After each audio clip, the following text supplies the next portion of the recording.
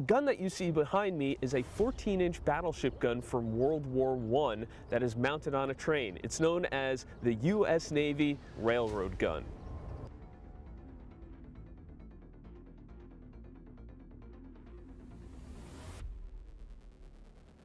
So the whole reason why this gun was built in the first place was the Germans had, at that time, railroad guns that could fire well behind the lines of the Allies. And when the Americans joined the war, the Allies put in a request to the Americans to see if we had anything that could really hit behind the German lines.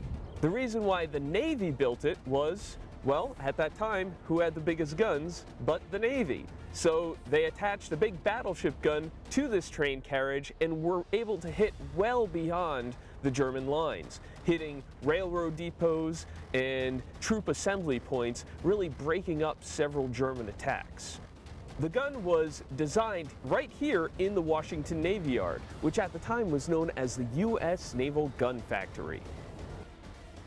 From its first design to when it first fired in France was only 230 days, which is a very, very quick turnaround time considering the manufacturing process and the transport and training of all of the crews who manned these guns. All of these guns were manned by U.S. Navy personnel.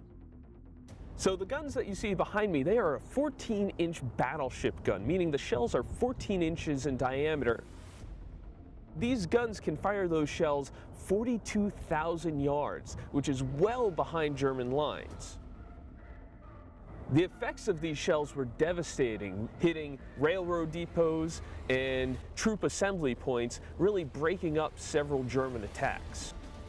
They were also some of the last guns that fired on the very last day of the war, on November 11th, 1918.